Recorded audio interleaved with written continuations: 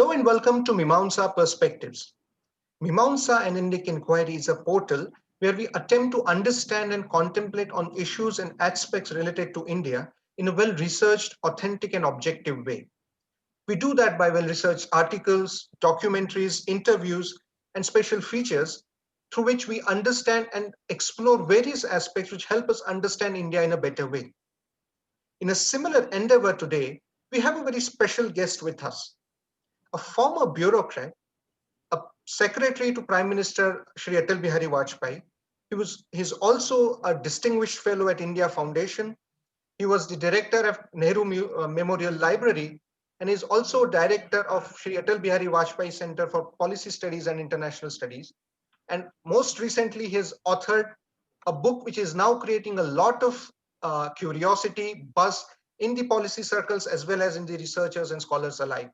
Shri Shakti Sinha ji, who has recently authored the book Vajpayee, The Years That Changed India. Thank you very much, sir, for joining us today. We really appreciate that. Sir, to begin with, I wanted to ask a question about about your title. You said that Vajpayee, The Years That Changed India. Now, it is a very curious title, might as well a very bold title, considering the scope of book, which is not even the entire Vajpayee years, first 1.5 years of his tenure. No doubt, it has been one of the most happening years of the prime ministership. There was a nuclear deal. There was a lot of other activities.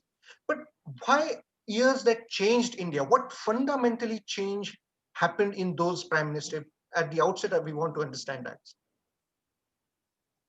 Absolutely. And thank you for that question. It's a very good question. It sounds very pompous, the years that changed India, as if no. See, in every country's history, development, there are certain inflection points. Now, 1991 was a very important inflection point. So economically, we changed directions quite dramatically, and it made a lot of difference to India. Why then 98, 99? For three good reasons. One, we always talked about the nuclear option. We had never exercised the nuclear option. So it was a kind of an empty threat.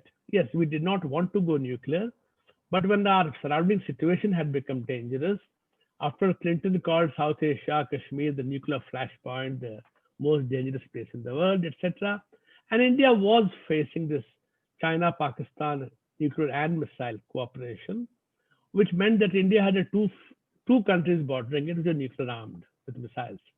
So India could not just sit back. India had to exercise the nuclear option. Also, of course, the understanding that to be a great power, you need to have a nuclear weapon. So one, deterrence reason. Second, also, it is a psychological reason, but you cannot be ignored psychology. Two, I think Vajpayee did something which no prime minister has done. Despite the fact that the Americans had put a lot of sanctions on India, were really creating difficulties for India after our test, and despite the fact that Clinton actually wanted China to look after South Asia, basically told China, why don't you act as a referee or an umpire between India and Pakistan and sort out things. Despite that, Vajpayee realized that in the long run, India and the USA must be on the same page. We do not agree on everything. We must be on the same page. In other words, work together, because he saw the rise of China. After all, it was the rise of China which caused us to go nuclear. He felt that in the long run, India and USA would have more in common and therefore should work together. They used an expression which is unprecedented. He used the word ally. USA and India are natural allies. Completely changed our perspective on foreign policy and place in the world. Many people are critical of it. 20 years down the line, I think it was prescient. And number three was, having gone nuclear, faced with a critical situation like a war with Pakistan, which happened in Kargil, when the Pakistani army crossed the line of control, occupied Indian territory, then wanted the world to intervene, have a ceasefire, and we were very clear, no ceasefire, first vacate our territory. Now, historically, in situations like this, India being economically weak, isolated, India in 65 and 71 agreed to a ceasefire. In 1999, India could stand up to the world and say, no, we will not accept a ceasefire. till the Pakistani army vacates all the territory it has occupied on the icy heights of Kargil. Then India with self-confidence to say, no, India a responsible nuclear power. Though two nuclear powers are at war, we did not expand the boundaries. Right, So we right. were responsible, and yet we were tough in what our position was, and we could stick to it. So when I look at these three reasons, I think that it made a lot of difference to the India that was before 98, 99 and the India that followed, which is why I called it the year that changed India. Fair enough. I mean, understanding that, I think it was an inflection point in terms of India's approach towards the world and how world started looking at India. And also, in a way, it was an inflection in the political space with regards to Indian domestical political space. In a way Okay. that ushered in electorally Yeah. actual conservative government taking space in Indian political space. Interesting. But now coming back to your reason for writing this book, and I was very curious about you chose first tenure, and even that was such a voluminous for considering 1 year. It is a very well documented and very minute microscopic version of that 1 year. Any specific reason of not extending it beyond, or why this One, year? I again, one because I was physically present in those years with Mr. Vajpayee. I was Mhm, working for him. I mhm, was there almost all the time. So I had a fairly good memory of that period, very good memory, in fact, touch wood. And then I followed up with very rigorous research. The research really took me a long time. I mhm, scrolled through every newspaper of that period, every magazine, interviews, books. So I was very careful not to get the picture wrong. And I mhm. wanted people to remember that those were very tumultuous years. See, when I read about Mr. Vajpayee now, people say, oh, the great unifier, was a wonderful man, etc., etc. The fact is, when he had to form a government, all kinds of obstructions going beyond the norm were put to prevent him. When he became the prime minister, he was basically not allowed to function. He had to function with an arm and a leg tied behind his back. Mhm, Allies, others, opposition, the media were throughout gunning for him.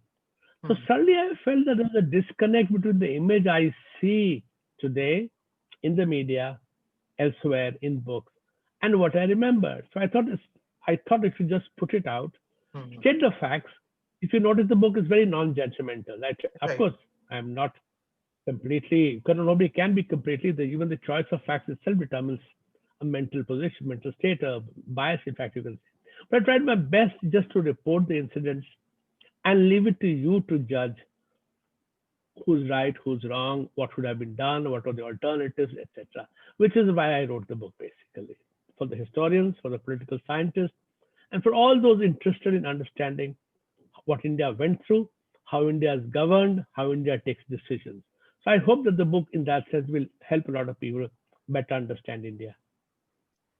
Definitely, definitely, and that is I mean, almost while even while reading your book, you get a sense that people are now nostalgic about Vajpayee, though that wasn't necessarily the same emotions they displayed to Vajpayee then. Some of us were very young to understand the public discourse then, but reading your book, it almost gives us a sense that today the expression and the expressions then there is a lot of difference in that, which is what brings me to this question as to you talked about he was a unifier and he was at first year actually was a very shaky. There was a lot of problem uncertainty in the government despite the fact that there was these uncertain coalitions. The Vajpayee ji was able to take some of the very bold decisions, whether Yeah. it's a nuclear deal, whether it is starting a good relationship strategic partnership with US or with regards to Kargil. So how do you look at Vajpayee's leadership at that particular point, because even these were some of the decisions which one would probably not take even in the Right. stable government. So how do you Yeah. understand Vajpayee that? One, of course, he was very clear India had to go nuclear to be safe, to be stable, and to attain the status of great power. Mhm, And therefore, whatever the consequences, India must go nuclear. So he had certain core beliefs which he thought he must implement, where he did not require to take along everybody. Now, the mhm, government was shaky and yet it lasted a year plus, 13 months it lasted. till it fell in April 1999. Of course, it continued in office as a caretaker, but it fell in 99, 13 months. He tried to take people along. He listens to people, tried to make accommodation. But on certain issues where it was not possible to accommodate, obviously he had to refuse to go ahead, and therefore the government fell. But I said because he had certain core beliefs in the greatness of India, core belief that these are the basic things India must do. And therefore, on those things, he was prepared to be tough, he was prepared to be bold, prepared to be innovative. And I think that is what. See, nobody has everything good about him, everything bad about him. Vajpayee was a complex person. The situation he faced was equally complex. And people are free to make up their minds whether what he did was right, wrong, bold, not bold, compromised.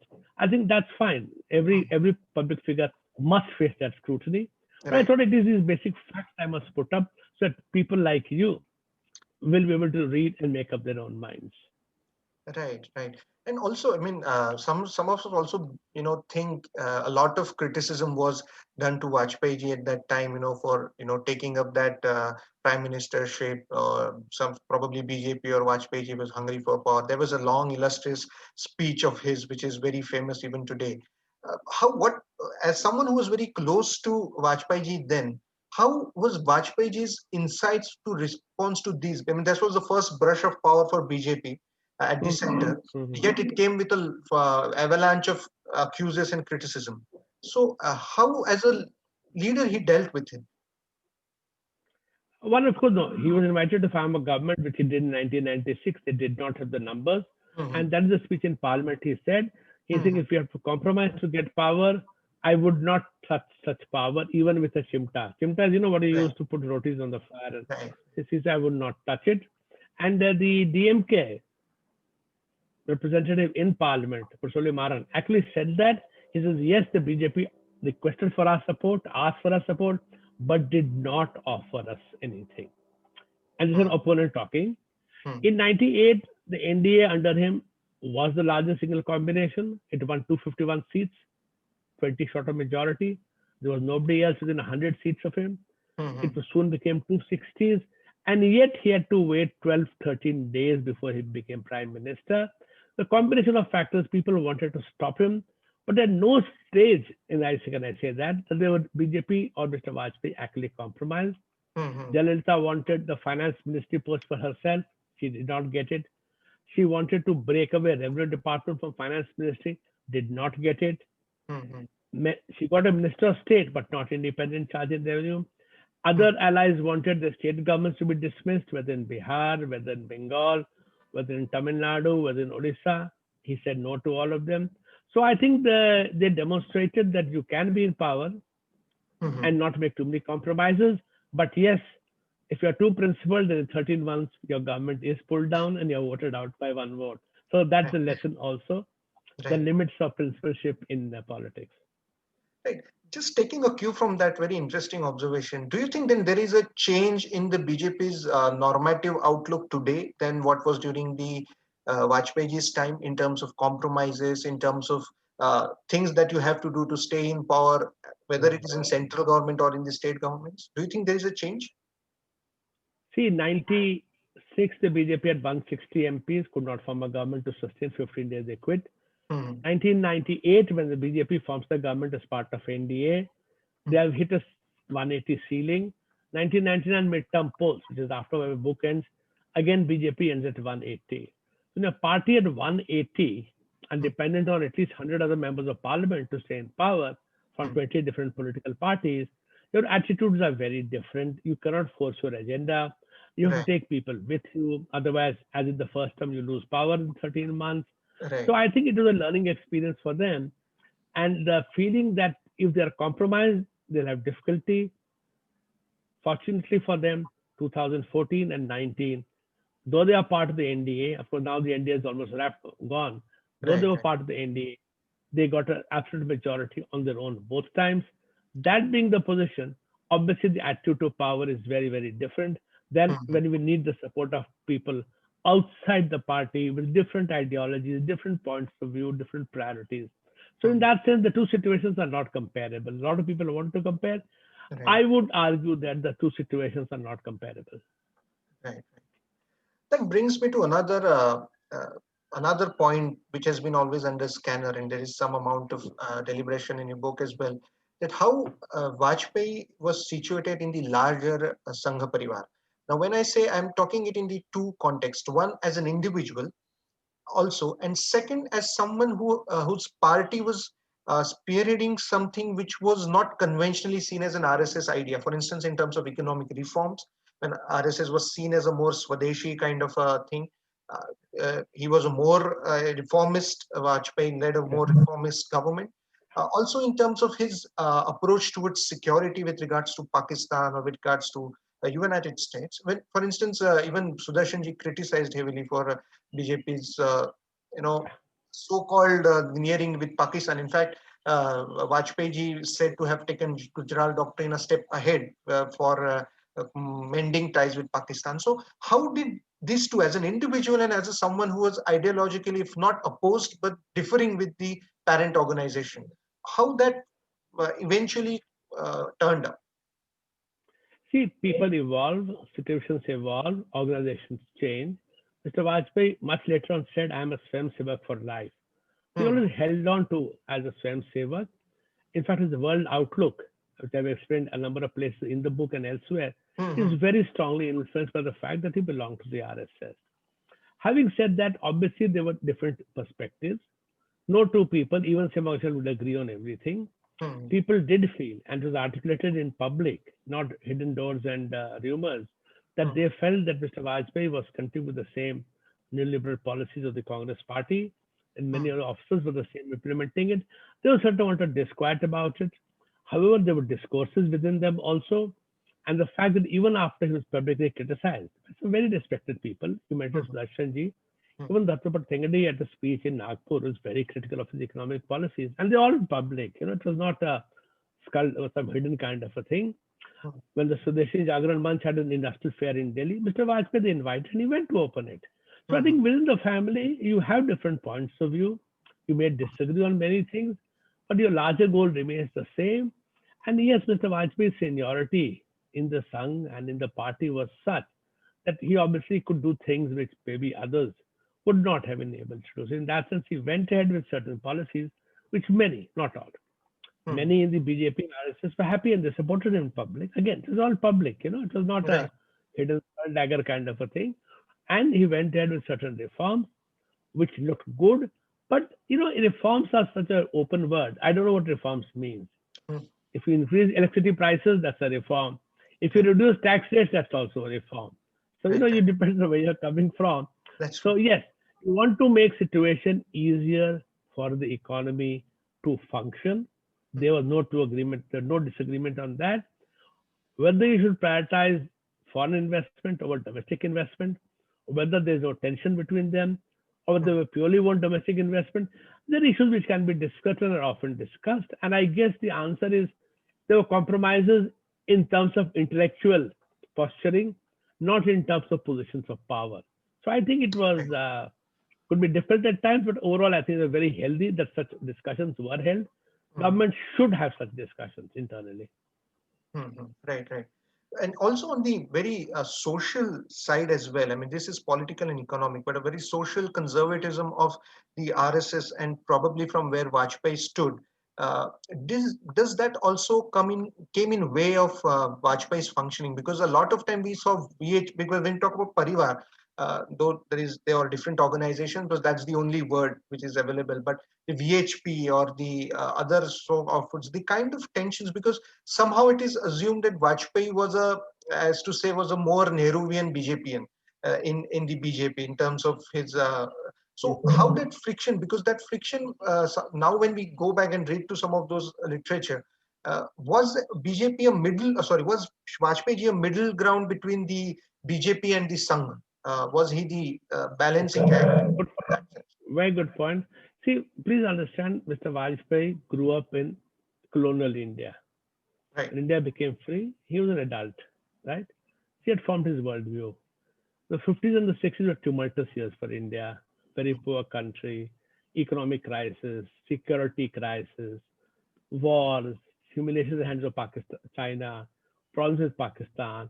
So he had a certain worldview which formed in those days. Somebody born 30 years after him would obviously have a different point of view. Mhm. He was Nehruvian to some extent in that sense, yes, but he was not Nehruvian in the sense that he went ahead with the nuclear test, which Nehru did not. Right. He went ahead and opened up to America. So it is not that these are fixed and ossified in time. They're Mhm. dynamic positions, dynamic thought processes, Mhm. reacting to changing circumstances, and some cases trying to perceive a change in advance and getting ready for it, and therefore improving the chances of your being on top of the change rather than being reactive to the change. So Right. as I said, I'm not particularly worried about the fact that there are different points of view on specific issues. I think that's a very healthy, it shows that within the Sangh Parivar, there is a lot of openness and debate, and Mhm. therefore there would be obviously differences, which is, I think, okay, is healthy. Right. And I think even RSS from Vajpayee ji to today has evolved. I mean, we can see that earlier Yeah, strong opposition to FDI in retail and some of these opening yeah, up is now quite mellowed down. I mean, we've seen that evolution yeah. within the RSS as well.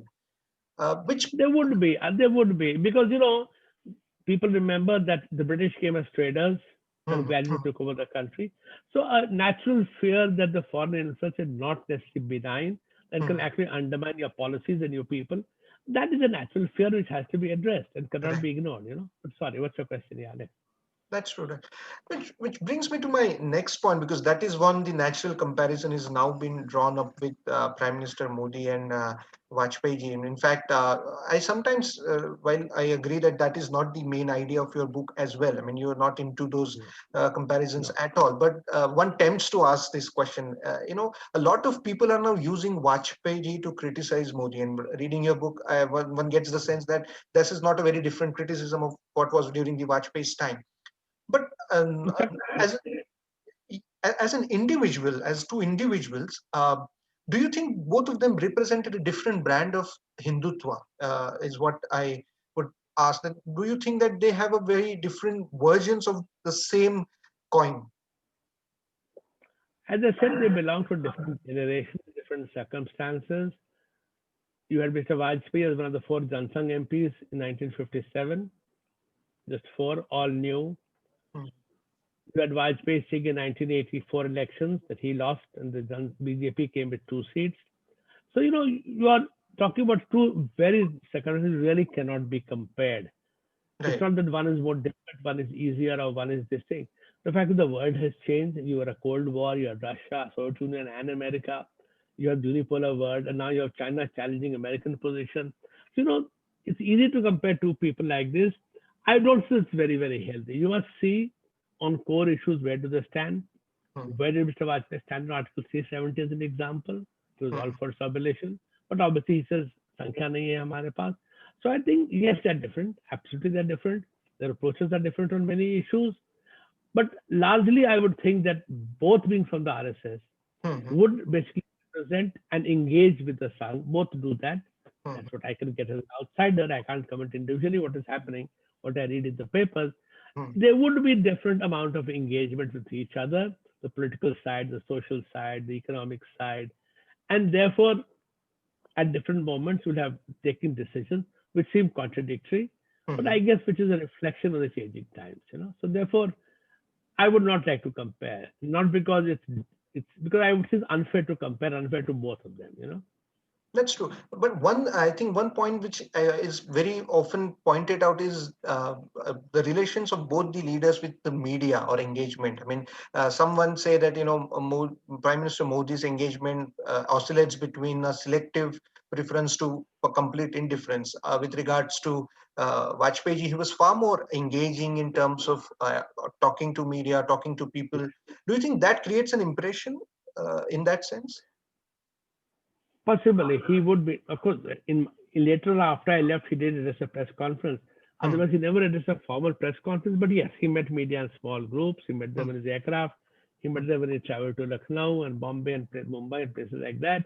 He did interact much more with the media. Those were the days of mostly print media and some TV media.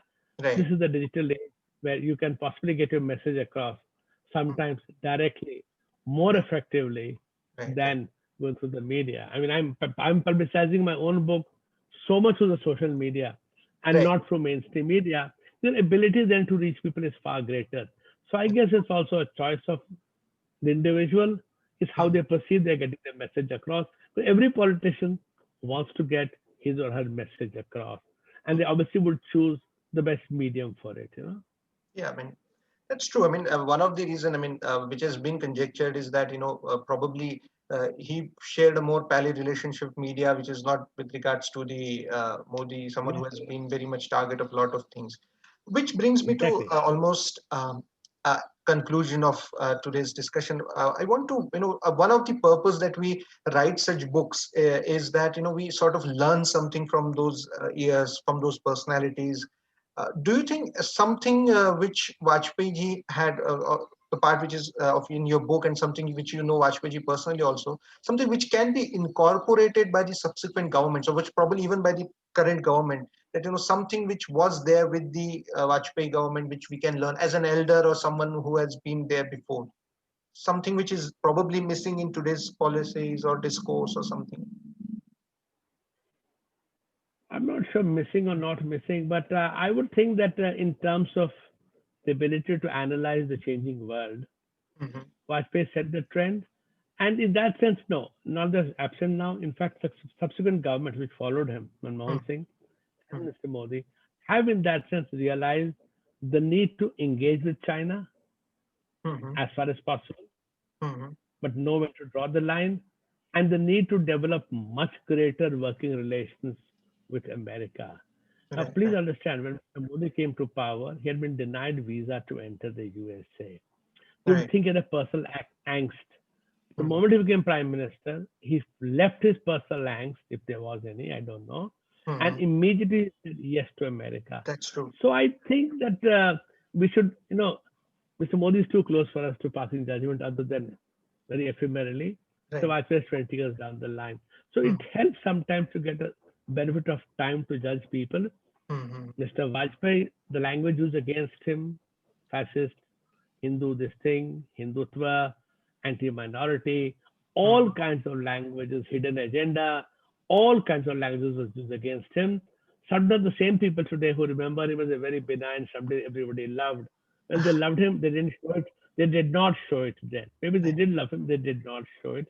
Today, by comparison, they suddenly love him. So I right, leave it to the reader to decide. I leave it. I hope you and others who read it right, would realize that life is very nuanced, life right. is very complex. Don't look for easy answers. That's true. That's true. I mean, then by that law, probably we'll have to, Modi ji will have to wait for next 20 years for people to show their love to him if that law persists. Well, Uh, he wins elections. He wins right, elections, so I think he has to connect with the people that sometimes mainstream media, right, English-speaking media, right. often forgets. Forgets. That's true. Uh, before we wrap up, sir, we just wanted to your one word as to we've remembered Vajpayee ji as someone who was an alternative, who gave India an Yeah. alternative in terms of policy, in terms of leadership. But as someone, as a figure, as a public figure, what is that one normative and ideational um, in addition or thing which is given to Indian public life since then? Because we've talked about that it's been an inflection point. Yeah. Every prime minister has its own imprint. So, what is that Obviously. normative imprint that you think stands out in Vajpayee's leadership, which he gave, which endures even today? The self-confidence in India, the self-confidence that India will do well, the Mhm, self-confidence that India is destined for greatness, and mhm, therefore India's ability to engage with the world on terms more favorable than ever before. You're mhm. not playing in a field which is tilted against you. You have forced the tilt down that you are better placed now to engage with the world.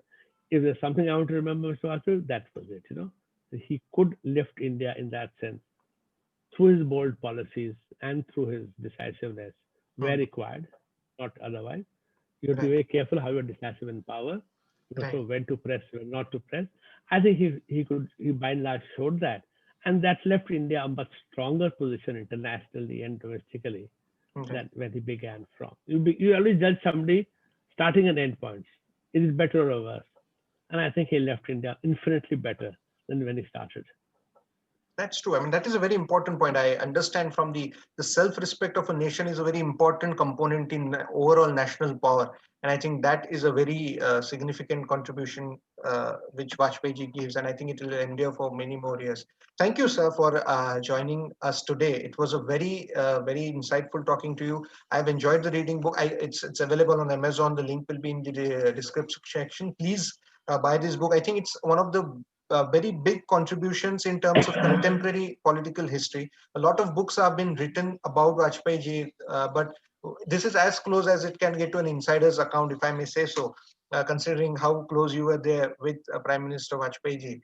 I hope the second tenure is coming too, though we have no official confirmation so far. But considering this, I think it will be a very promising book as well if it ever comes out. Thank you, Akshay. Thank you very much.